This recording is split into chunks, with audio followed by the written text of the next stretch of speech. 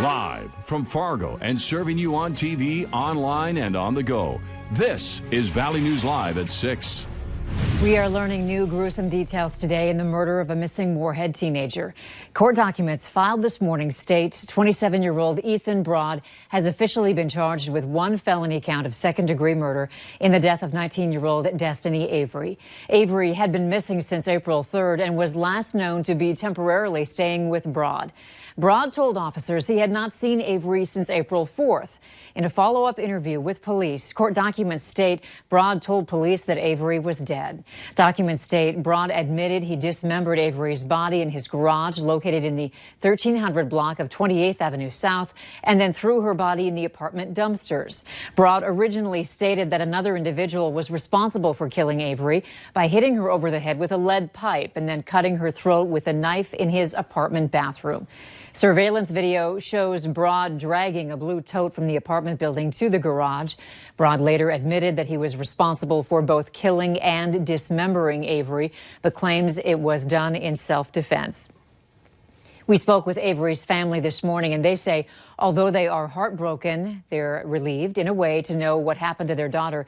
They're hoping Avery's body is found so she can be laid to rest and the family can have closure. If he's found guilty, Broad could spend the next 40 years in prison. North Dakota is reporting 3 new deaths from the coronavirus, bringing the total to 13. There are now 627 positive cases in the state. 17 people are currently in the hospital. And here are the specifics about that outbreak at LM Wind Power in Grand Forks. 426 tests were performed last Thursday. 99 came back positive, 323 were negative, and 4 couldn't be run. There were also 29 positive tests from outside the testing event at the plant, bringing the total number of positive cases associated with LM Wind Power to 128. The Occupational Safety and Health Administration, or OSHA, confirmed to Valley News Live today that it is looking into LM Wind Power to determine if standards and regulations were violated. And in Minnesota, 9 new deaths from the virus. That brings the death toll to 143. Clay County now has 62 cases, and most other neighboring counties have anywhere from 9 to just 1 case. In total, 2,356 people have tested positive, but 1,202 are recovered. The clouds seem to be taking over the skies today, but we have good temperatures. Pretty good, I think. Let's find out what's happening this evening from our First Alert Storm team and Hutch. Hey, Hutch. Thanks so much, Andrea. We do have hit-miss showers, clouds making their way through, gusty winds as well, and a few showers just to the north and west of the FM areas. We take you in a little bit closer. They've just passed through Mayville. They're moving in our general direction and a little over 30 miles away from the I-94 corridor, which puts them here in about 45 minutes to an hour.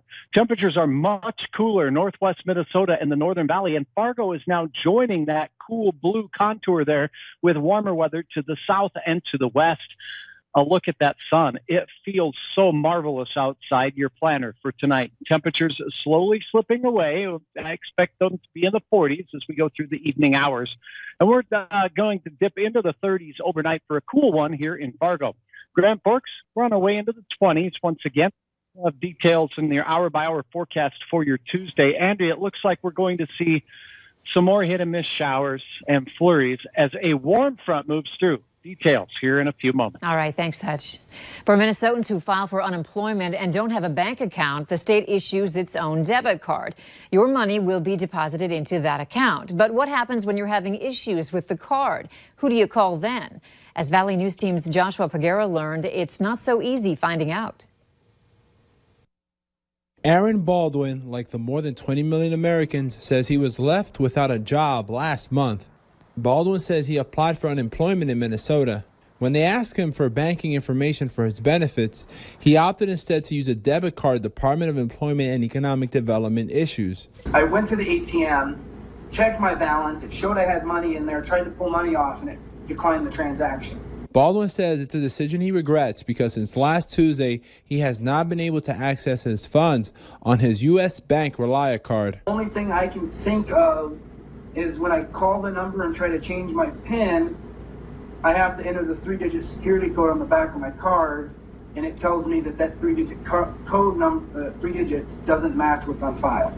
He tried transferring the money out of that account. It has to be transferred to another U.S. bank card. I can't transfer it to my American Express card or my Walmart Green Dot card. Media reports show other people in different parts of the country are experiencing issues with their Relia card. Minnesota's unemployment agency, which has an average wait time of about an hour, says Baldwin should call U.S. Bank because he and others will waste their time if they go through the state. We called the number in the back of the Relia card.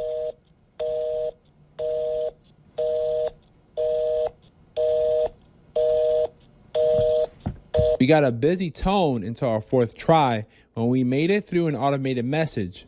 Baldwin says it's at this process where he gets nowhere. I've been on hold for 5 to 6 hours at a time, and the call will drop.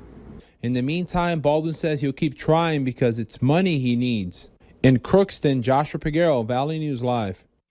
We reached out to U.S. Bank, and they say in a statement that they apologize for any inconvenience, and they're working to add more staff to their call centers in order to help cardholders as quickly as possible. Bobcat plants in Wahpeton, Gwinner, and Bismarck are back running today. The company suspended operations across North Dakota 2 weeks ago. Employees will be provided with gloves, face masks, and face shields. Temperatures will also be taken before employees can start working. And take a look at these face shields. Bobcat says it's working with nursing homes and long-term care centers across North Dakota and hopes to start distributing these out sometime this week. In today's schemes and ripoffs, the U.S. Attorney's Office is warning taxpayers to watch out for scam artists trying to use the COVID-19 economic impact payments as a way to steal personal information and money. People whose checks aren't being automatically deposited are most at risk. Just remember, the IRS will never call, text, or email you about your stimulus check status, so don't give out any personal information. Small business owners across the country are waiting to see if Congress will approve more money by the end of this week to replenish a program aimed at keeping those businesses afloat and workers on the payroll. Alice Barr has the latest on the negotiations. No deal today, but another round of emergency aid could soon be on the way from Washington to struggling main streets and hospitals across America. The White House and congressional leaders are still negotiating an interim coronavirus funding bill, including $310 billion for the Small Business Paycheck Protection Program that ran out of money within minutes of taking applications. And just who got that money is prompting outrage. Major restaurant chains like Potbelly, Ruth's Chris Steakhouse, and Shake Shack received a combined $40 million, while Kim Farrow's small construction business applied for a loan at 8 banks with no luck.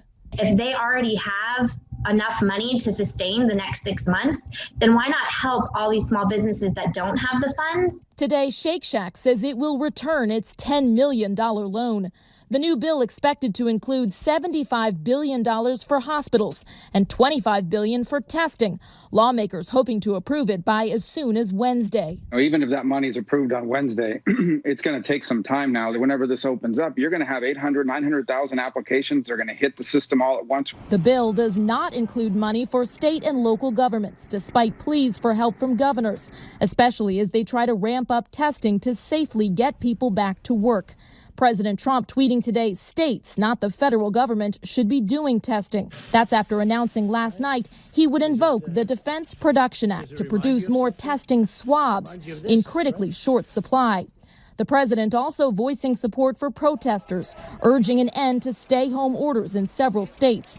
A new NBC News Wall Street Journal poll shows 6 in 10 Americans are worried about moving too fast to loosen restrictions aimed at slowing the outbreak. In Washington, Alice Barr, NBC News. The former FDA commissioner said today we may not have widespread testing until September, making it a risk to reopen the country now, though he acknowledges the economy cannot wait that long. The city of Moorhead isn't wasting much time reopening golf courses after Governor Tim Walz gave the go-ahead a few days ago. So get ready to swing. Both the Meadows and Village Green public golf courses open tomorrow at 10 a.m. But as you can imagine, there are some COVID-19 related rules this year. Among them, only one customer allowed in the clubhouses at a time. Credit and debit cards will be the only payment option available. Golfers should schedule tee times over the phone or online. Courses are walking only, and the use of water jugs, bunker rakes, ball washers, and garbage cans is temporarily suspended.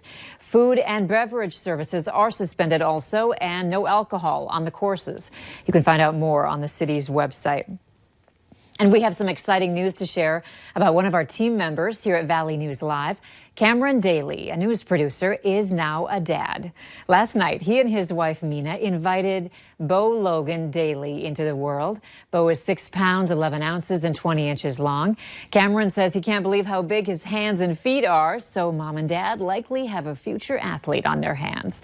From all of us here, congratulations and stay safe and healthy. Area teachers and students are missing one another. We hear from them. We hear them say hi. Coming up later on Valley News Live at 6. It was a windy day, but we saw some blue skies early. Now passing clouds, showers, and even some flurries up to the north as our unsettled weather continues into your Tuesday. All the details on how it impacts your day next.